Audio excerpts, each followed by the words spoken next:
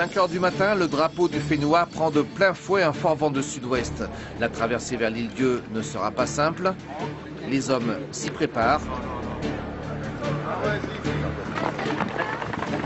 Et Frankie Tefa'atau lance la prière rituelle.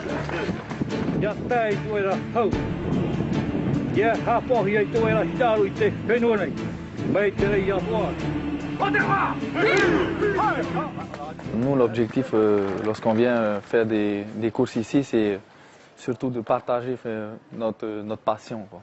Le Polynésien, même étant tout jeune, petit garçon de naissance, au bout de 5 ans, à l'âge de 5 ans, il touche déjà l'océan.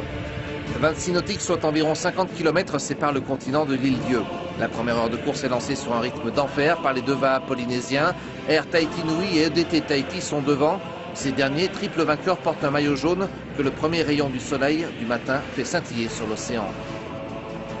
Mais le vent va forcir, la houle se former. 3/4 de la flotte fait demi-tour vers les Sables d'Olonne. 5 téméraires persistent.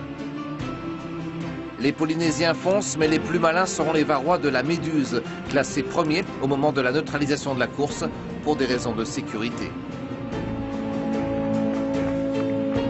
De là, aller chercher les Tahitiennes, ça nous a surpris.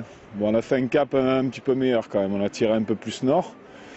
On les voyait partir un peu plus ouest, au bout d'un moment j'ai arrêté de les suivre et j'ai pris un autre cap plus nord. Mais ça a marché, quoi. Les Iliens accueilleront des Polynésiens vaincus par les éléments, une vague ayant cassé leur balancier. Les hommes sont partis à la mer, frayeur. On était 6 rameurs à l'eau, dans une eau glaciale. Certains, ils ont passé 20 minutes dans l'eau. Ça nous a quand même mis un pincement au cœur parce que nous, en Polynésie, on n'a jamais abandonné une embarcation, même dans de telles conditions. L'océan était le plus fort. L'homme, dans sa quête de le dompter, devra patienter. Le vent des Vaha aura marqué l'esprit des Polynésiens.